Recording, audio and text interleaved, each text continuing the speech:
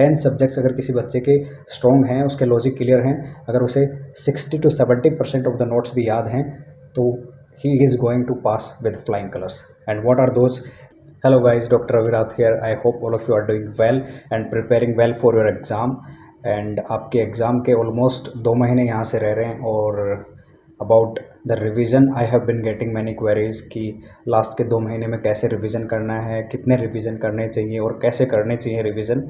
And I will not be talking about that how many subjects you should give to that particular subject and how many days you should give to that particular subject. I will be not giving you that typical schedule that is not even possible. So I'm not going to give you that schedule, because just imagine if I can finish surgery in 3 days, there are a lot of students who will need 5 days, and there are a lot of students those students can finish surgery in just within 2 days. So I'm nobody to tell you that how many days you should finish the subject, because there are a lot of subjects which I'm better than you and I can finish them very fast, and there are a lot of subject you are better than me and you can finish them faster than me. So ये कहना बिल्कुल भी गलत चीज़ होगी कि surgery में इतने दिन दो, इसको इतना दिन दो, इसको आधा दिन दो.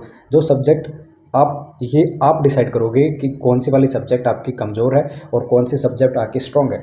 ठीक है, ये कोई और दूसरा आपको आके ना बताए कि आपको 5 दिन इसको देना है, 2 दिन इसको देना है, 1 दिन इसको देना है. ठीक है, हाँ, मैं आपकी हेल्प करूँगा कि आप मैं आपको टिपिकल चार्ट नहीं दूंगा कि इतना दिन में करो, बट मैं आपको एक रफ आइडिया दे दूंगा ताकि आप खुद इतना थोड़े बहुत हेल्प करके मेरी हेल्प से आप थोड़ा बहुत डिसाइड कर सको, अपने रिवीजन को स्केड्यूल कर सको. मैं उतना प्लान आपको दूंगा.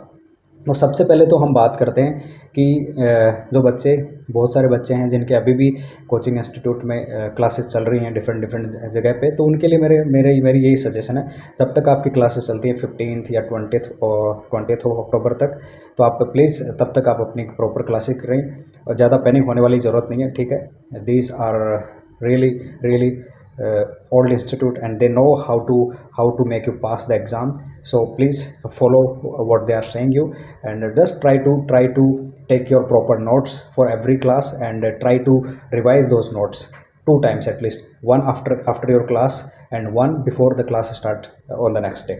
ठीक है, तो तब तक आपको क्या करना है, 15 तारीख तक 20 तारीख तक जब तक आपकी कोचिंग चलती है, आपको प्रॉपरली नोट्स बनाने. I know it is not possible to get extra time to revise some another subject during these coaching hours and coaching days. So please don't panic out. Okay, you will do it all, you will manage it all. I know it is stressful, but just calm down. Trust me, you are all going to make it. Just you have to trust yourself, trust your coaching institute, whatever coaching institute you are involved with. Okay, don't panic out. So 60 days are enough to change the game. Trust me, they are enough to change the game. And सबसे पहले मैं आपको ये बता दूँ, revision को लेके जो चीज़ें मैं बताऊँगा, उससे पहले मैं ये बता दूँ कि अभी तक अगर अभी भी आप एक्सक्यूज़ दे रहे हैं, कुछ मुझे पता है कि ये जो वीडियो देख रहे हैं वो 80% बच्चे सीरियस हैं, बट यहाँ पे अभी भी 20% स्टूडेंट्स ऐसे होंगे जो अपने प्रिपरेशन को लेके सीरियस नहीं है या फिर पहले ही हार मान के बैठे.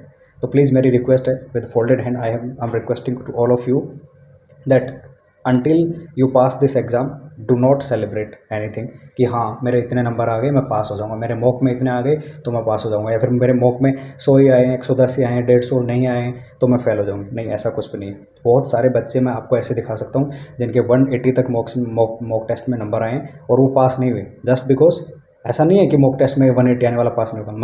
मैं क्या कह रहा हूँ कि वो 180 आने के बाद वो क्या करते हैं, ओवर कॉन्फिडेंट होके मिस्टेक्स करते हैं. इसलिए मैं आपसे रिक्वेस्ट कर रहा हूँ, अगर आपके अच्छे मार्क्स आ रहे, it is really good thing. You have to just be on the track, don't get left और राइट. ठीक है, ज़्यादा मार्क्स को ऊपर सर पे नहीं चढ़ने देना, चाहे अच्छे नंबर आए चाहे बुरे नंबर आए. अगर आपके बुरे मार्क्स भी आते हैं, मैंने ऐसे भी स्टूडेंट देखे हैं जिनके 125 130 वाले बच्चे जो वहाँ जाके रियल एग्जाम में पास हुए हैं. Even I have seen a student who got 116 in the mock test and he passed. I have seen them. So please, ज़्यादा मार्क्स आ रहे हैं उसको भी सर पे नहीं चढ़ने देना, कम आ रहे हैं उसको भी नहीं. तो आपको एग्ज़ाम तक क्या करना है, मेंटल स्टेबिलिटी रख के, आपको सबसे इंपॉर्टेंट चीज़ वही है, मेंटल स्टेबिलिटी रख के आपको अपना कि हाँ मैं अपना जो है 100% दूंगा इन 2 महीने में जो भी है. ठीक है, चलो, not taking much time, please first of all I would like to tell you, if you are watching my any of videos, please watch them on some 1.5 or 2 speed, because this time is very crucial.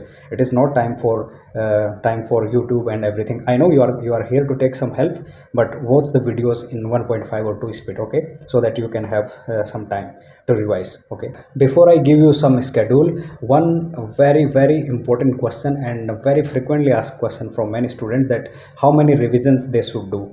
And उसके लिए कोई hard and fast rule नहीं है, ऐसा कोई hard and fast rule नहीं है कि आपको 2 महीने में 7 रिवीजन करनी चाहिए, 8 रिवीजन करनी चाहिए। मैं आपको ये बोल के जाऊँ कि 2 महीने में आप जब तक 7 रिवीजन नहीं करेंगे, 8 रिवीजन नहीं करेंगे, आपका सिलेक्शन नहीं होगा, ऐसा कुछ नहीं है। या फिर मैं ये भी नहीं बोल रहा हूँ कि 2 महीने में बस आप शांत रहिए, 1 रिवीजन कर लीजिए, 2 रिवीजन कर लिए, मैं ऐसा भी नहीं बोल रहा हूँ।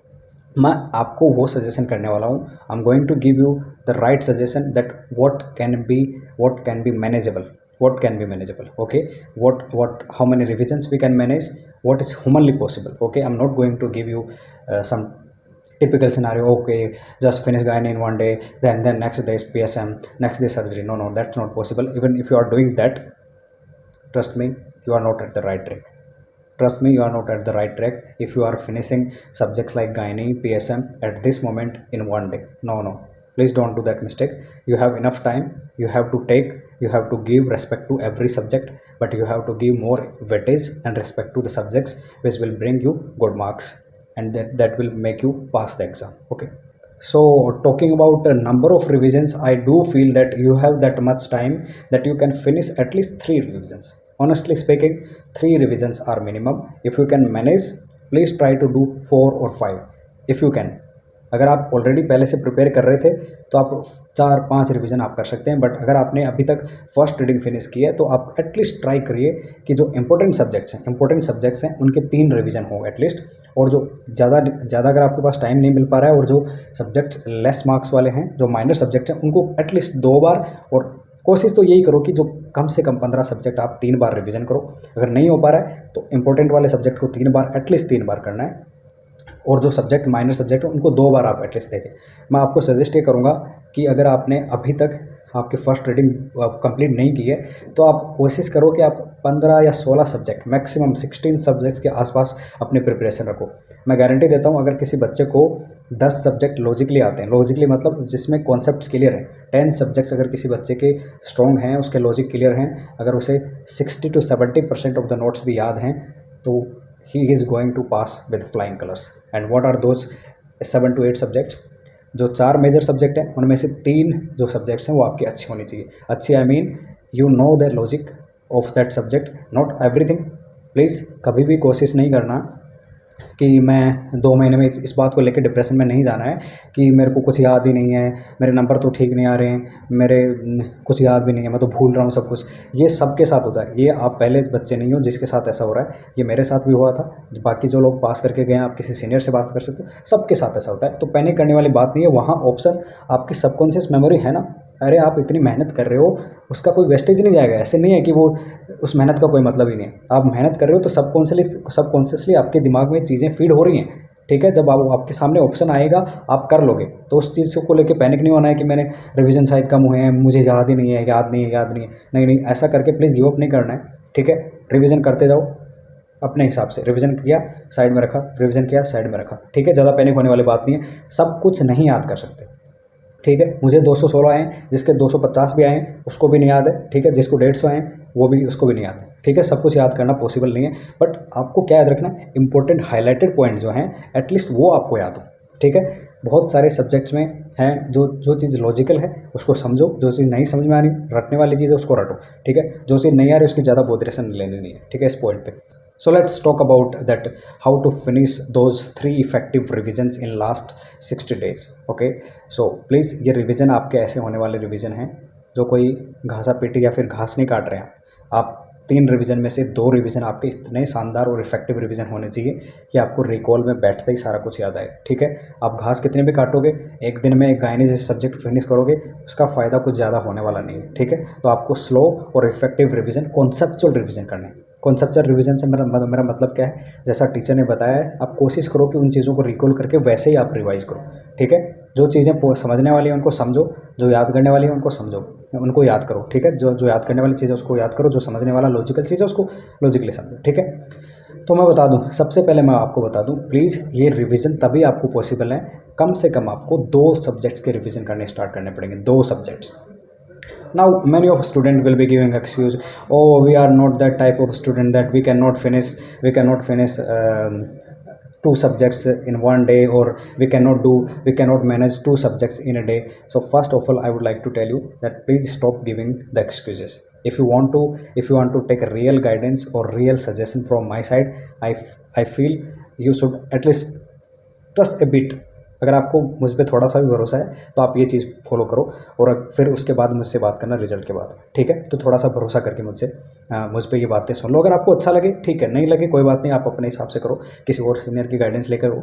बस अल्टीमेट टारगेट मेरा ये है कि आप जितने भी वीडियो देख रहे हो आप सब के सब पास हो, ठीक है। चाहे वो गाइडेंस कोई भी फॉलो करें, चाहे कोई भी तरीके से आप रिवीजन करें, बस पास हो जाए, मेरा मोटिव यही है। और मैं दिल से ये चाहता हूँ जितने बच्चे वीडियो देख रहे हैं सब के सब पास हो। मैं क्यों बोल रहा हूँ कि आपको एक दिन में 2 सब्जेक्ट क्यों पढ़ने हैं, क्योंकि जस्ट इमेजिन करो आप सर्जरी का रिवीजन कल से स्टार्ट कर रहे हैं और आपको लगता है कि कम से कम मुझे 4 दिन चाहिए सर्जरी की। चलो मान लीजिए 4 दिन आपको सर्जरी कर लीजिए, 4 दिन में आपने सर्जरी कर ली, ठीक है। Then you will start with medicine because it is important subject and you need 5 days for medicine, okay, 9 days you have finished 2 subjects, okay, and then you need gynae and you need 5 days for gynae, okay. In next 14 days, 13 or 14 days you have finished 3 subjects, okay, congratulations, well done. Then you need 5 days for PSM, and in 18 to 20 days you have successfully finished the big 4 subjects, okay. Major 4 subject आपने 20 दिन में ख़त्म कर लिए, okay. आपके पास बच गए दिन 40 दिन बच गए, रिवीजन आपको 2 करने और सब्जेक्ट आपके 15 बच रहे हैं अभी भी, ठीक है, डोंट फॉरगेट। एंड एक तरफ आपका दोस्त है जो कि मेरी वीडियो देखता है और मेरी गाइडेंस लेता है, ठीक है। उसने क्या किया, जब आपने सर्जरी के 4 दिन रखे तो उसने भी 4 दिन क्या रखे, सर्जरी के रखे, बट उसने साथ में क्या किया कि 10 से 12 घंटे वो पढ़ता है, ठीक है। उसने 8 घंटे सर्जरी पढ़ा और शाम के 3 से 4 घंटे उसने एनेस्थीसिया ले लिया, ठीक है। तो आपको एनेस्थीसिया, आप क्या समझते हैं, एनेस्थीसिया को फिनिश करने में अगर 4 घंटे आप 2 या 3 दिन पढ़ोगे तो एनेस्थीसिया ख़त्म हो जाएगा, ठीक है। तो उन्हीं 4 दिन में आपने सिर्फ सर्जरी ख़त्म की और आपके दोस्त ने आपके सर्जरी के साथ साथ एनेस्थीसिया ख़त्म की, ठीक है। फिर अगले वीक में चलते हैं। आपने 5 दिन में मेडिसिन ख़त्म की, आपके दोस्त ने मेडिसिन के साथ साथ शाम को उसने फार्मा ले ली। तो 4 दिन में उसने क्या किया, 4 दिन में उसने अगले 4 दिन में मेडिसिन के 4-5 दिन में उसने फार्मा प्लस मेडिसिन दोनों ख़त्म कर ली। मतलब ऑलमोस्ट 9 to 10 डेज में उसने 4 सब्जेक्ट कर ली ख़त्म, और आपने कितनी सब्जेक्ट करी, 2 subject, just because you are not wanting to put extra effort to manage 2 subjects together, ठीक है। तो प्लीज़ मेरी मतलब फोल्डेड हैंडेड आपसे रिक्वेस्ट है, ये बहुत ज़्यादा आपके लिए ट्रिक है, वो हेल्पफुल होने वाली है। अभी आप देखो, फिर आप लगाओ, जो गायनी के आपको 5 दिन चाहिए, उन 5 दिन में आपके दोस्त ने क्या किया, एक छोटा सब्जेक्ट फिर ले लिया, साइकेट्री 2 दिन में ख़त्म किया, 4-4 घंटे शाम को सिर्फ 4-4 घंटे पढ़ के, और उसके अगले 2 दिन में उसने ऑर्थो ख़त्म कर लिया। मतलब गायनी के साथ उसने 5 दिन में गायनी के साथ साथ 2 छोटे और सब्जेक्ट ख़त्म कर लिए। इसका मतलब 15 दिन में उसके ऑलरेडी 6-7 सब्जेक्ट हो गए। आपके कितने सब्जेक्ट, 3 दिन। then here the depression will start, here you will see the difference, why he is progressing and why you are not progressing. even after you will be thinking, oh मैंने तो सारा कुछ पढ़ लिया फिर भी मेरे नंबर क्यों नहीं आ रहे, because you are not planning the revisions effectively। तो आपको 2 सब्जेक्ट करने ही पड़ेंगे, ठीक है। मैं आपको एक रफ आइडिया दे रहा हूँ कि कैसे कैसे आप कर सकते हैं। जैसे पहले आप क्या कर सकते हैं, PSM माइक्रो प्लस टर्म, ठीक है। PSM के आप 5 दिन रखो, ठीक है। 5 दिन 7 से 8 घंटे दिन में पूरा क्या पढ़ोगे, PSM पढ़ोगे, ठीक है। शाम को 3 घंटे आप माइक्रो पढ़ो, तो 3 घंटे या 4 घंटे आप माइक्रो पढ़ो, ठीक है। तो माइक्रो आप 3 दिन में फिनिश कर लेंगे। अगर आप 3 से 4 घंटे शाम को माइक्रो पढ़ते हैं तो 3 दिन में आप माइक्रो ख़त्म कर लेंगे, और 5 दिन आपकी क्या चल रही है, 5 दिन PSM चल रही है। 3 दिन में जैसे आपकी माइक्रो ख़त्म होगी, फिर आप माइक्रो के बाद 2 दिन में आप शाम को PSM के साथ साथ डर्मा ख़त्म कर सकते हैं। तो प्लीज़ PSM, माइक्रो और डर्मा तीनों सब्जेक्ट आपको साथ पढ़नी है, क्योंकि इनके दोनों के बीच में थोड़ा क्या है, थोड़े टॉपिक हैं वो मर्ज होते हैं, ठीक है। तो आपको 5 दिन में आपके 3 सब्जेक्ट खत्म हो गए। फिर आप जैसे सर्जरी और रेडियो दोनों साथ खत्म कर सकते हैं 5 दिन में, क्योंकि रेडियोलॉजिकल इमेजेस जो कि सर्जरी में काफ़ी आती हैं, ठीक है। तो आपको बहुत ज़्यादा मेहनत नहीं करनी पड़ेगी, ठीक है। शाम को आप रेडियो पढ़ोगे 2-3 घंटे और दिन में पूरा सर्जरी पढ़ोगे। 5 दिन में आपकी ये हो गई 2 सब्जेक्ट। फिर गायनी और पीडिया, सुबह 5 दिन में तुम गायनी और पीडिया खत्म करोगे, ठीक है। मैं रफ आइडिया दे रहा हूँ, प्लीज़ अगर आप इनमें से कोई 1-2 सब्जेक्ट छोड़ते हैं तो उसकी जगह कोई और सब्जेक्ट ले सकते हैं। अगर आप गायनी और पीडिया आपके दोनों स्ट्रॉन्ग है, आप 3 दिन में फिनिश कर सकते हैं, उसमें उसी में करो। मैंने 5 दिन बोल दिया, इसका मतलब ये नहीं कि आपको 5 ही दिन में करना है। मैं आपको स्टार्टिंग के 40 डेज़ में 19 सब्जेक्ट का रिविजन जो है वो कैसे प्लान करना वो उसका आइडिया दे रहा हूँ, ठीक है। फिर आपको ENT और ऑफ्था, प्लीज़ 5 के 5 दिन सारे सब्जेक्ट पढ़ने हैं, ठीक है। फिर ENT एंड ऑफ्था आप 5 दिन में ख़त्म कर सकते हैं, ठीक है। 5 के 5 दिन ENT पढ़ रहे हैं मॉर्निंग में और 5 के 5 दिन जो है शाम को आप ऑफ्था पढ़ रहे हैं, ठीक है। फिर उसके बाद patho, physio and biochemistry, patho पढ़ रहे हैं 5 दिन, ठीक है, मॉर्निंग में, और फिजियो आप 2 दिन पढ़ रहे हैं, ठीक है, उसी पैथो वाले शेड्यूल में, और बायोकेमिस्ट्री आप 3 दिन पढ़ रहे हैं, ठीक है। ऐसे 5 दिन में आपके 3 सब्जेक्ट ये और ख़त्म होंगे, ठीक है। फिर क्या करना है आपको, 4 दिन है आपको एनेस्थीसिया और फार्मा पढ़नी, ठीक है। 4 दिन पूरे दिन आप क्या पढ़ोगे, फार्मा पढ़ोगे और शाम को आप एनेस्थीसिया पढ़ोगे, ठीक है। और उसके बाद एनाटमी और ऑर्थो आपको साथ पढ़नी है। प्लीज़ ये दोनों सब्जेक्ट साथ क्यों पढ़नी है, क्योंकि आपको एनाटमी की बहुत सारी चीज़ें ऑर्थो में आती हैं, ऑर्थो की बहुत सारी चीज़ें एनाटमी में आती हैं, ठीक है। फ्रैक्चर्स हो गए, बहुत सारे रेडियल नर्व पाल्सी हो गया, नर्व्स की इंजरी हो गई, मसल्स की इंजरी हो गई, वो कॉमन टॉपिक्स हैं, तो आपके लिए चीज़ें आसान होंगी, ठीक है। फिर FMT और साइकेट्री ये आप 3 दिन में फिनिश कर सकते हैं दोनों, ठीक है। उसके बाद मेडिसिन आप करोगे 5 दिन में, 5 दिन में मेडिसिन प्लस शाम को पैथो का रिवीजन वापस से स्टार्ट करोगे। प्लीज़ पैथो और मेडिसिन को दूसरे रिवीजन में साथ लेना है, ठीक है। तो ये ऑलमोस्ट, ये जो मैंने प्लान आपको बताया, ये ऑलमोस्ट 40 to 42 डेज़, 43 या फिर 45 डेज़ लगाओ, मैक्सिमम 45 डेज़ में आपके 19 के 19 सब्जेक्ट हो रहे हैं। और मुझे पक्का पता है कि जितने वीडियो देख रहे हैं उनमें से ज़्यादातर बच्चे 15 ही सब्जेक्ट करने वाले हैं। तो आराम से ये सब्जेक्ट इसके हिसाब से, मेरे हिसाब से अगर आप ये ऐसे चलते हो तो आप आराम से 40 से 42 दिन में पूरे 19 का 15 to 16 सब्जेक्ट एटलीस्ट आप कर सकते हो। और 5 दिन और ये 5 दिन PSM माइक्रोडर्मा तीनों साथ साथ चल रहे हैं। पर मतलब ये वीडियो देख रहे हैं 80% बच्चे ये कर सकते हैं, आराम से कर सकते हैं। सर्जरी 5 दिन में आराम से सब कर सकते हैं। मैं ये नहीं बोल रहा हूँ 2 दिन में सर्जरी को, 3 दिन में सर्जरी को, ठीक है। तो ये जो शेड्यूल है वो ऑलमोस्ट सबके लिए पॉसिबल है, ठीक है। अगर आपको लगता है कि मेरा ये नहीं हो पाएगा, मुझसे इतने दिन में भी नहीं हो पाएगा, तो थोड़ा सा आप एफर्ट बढ़ाओ, बस थोड़े से अपना स्टडी आप बढ़ाओ, थोड़े से अपना एफर्ट बढ़ाओ, आप भी कर लोगे, ठीक है। प्लीज़ कोशिश करना कि 1-2 दिन ऊपर नीचे होता है, उससे कोई परेशानी होने वाली बात नहीं है। सबसे पहले अगर आप शेड्यूल बनाओगे भी तो मैं आपको एक बात क्लियर कर दूँ, डेली को आपका प्लान बनाना है। सोने से पहले कल क्या पढ़ना है, क्या रिविजन करना है, वो प्लान बनाओगे। और उसके लिए मैं आपको पहले एक चीज़ सजेशन दे दूँ कि वो प्लान, जो जितने वीडियो देख रहे हैं उनमें से 95% स्टूडेंट्स का कभी भी प्लान पूरा नहीं होगा। ना मेरा कभी हुआ, ना मेरे साथ वालों का कभी हुआ। मेरा एक भी दिन, मैं डेली प्लान करके सोता था कल कितने पेज करने हैं, ये सब्जेक्ट करना है, इतने MCQ, कभी भी कंप्लीट नहीं हुआ। प्लीज़ उसका मतलब ये नहीं कि आपको गिव अप करना है, ये नहीं हो पाता है। इवन आप अगर 60 to 70% भी अगर अपना टारगेट अचीव कर पाते हो नेक्स्ट डे का, that is more than enough, ठीक है। इतना स्ट्रेस आउट होने वाला है। मेरा कभी नहीं हुआ। मैं हर दिन अपने आप को गालियाँ देके सोता था कि मैं कर क्या रहा हूँ। मैंने ऑर्थो जैसे सब्जेक्ट में एक दिन निकाल देता था, एनेस्थीसिया में एक दिन निकाल देता था पूरा, but it was just that I was going in too deep and I was thinking, I was trying to learn the facts also. सो अगर चीज़ें टाइम लेती हैं तो टाइम लेने से कोई आपको घबराना नहीं है, शॉर्टकट नहीं लेने आपको, ठीक है। और आपके प्लान्स नहीं हो पाएंगे डेली का आप रिवीजन, फिर भी रिवीजन प्लान हमेशा सेट करने, इवन दो अगर आपका जो प्लान था वो अगर कंप्लीट नहीं हुआ तो भी आपको रिवीजन का प्लान नेक्स्ट डे का सेट करना है, ठीक है। ये मतलब ये नहीं कि आपको पता है कि कल जो सेट कर रहे हो वो भी नहीं होगा, बट फिर भी आपको टारगेट हमेशा सेट करके रखना है। अगर आप टारगेट सेट रख के पढ़ोगे तो आपको पता है कि जाओगे कहाँ जाना है। अगर तुम्हें एड्रेस ही नहीं पता होगा तो ऐसे कहाँ रोड पे निकलोगे। अगर आपको एटलीस्ट टारगेट पता होगा तो आप एटलीस्ट उस डायरेक्शन में अपनी मेहनत करोगे, ठीक है। टाइम वेस्ट नहीं करोगे हाँ कि मुझे इतना फिनिश करना है, इतने MCQs करने हैं, ठीक है। एक और चीज़ बता दूँ, जैसे 5 दिन में आपने PSM माइक्रोडर्मा पकड़ी है, ठीक है।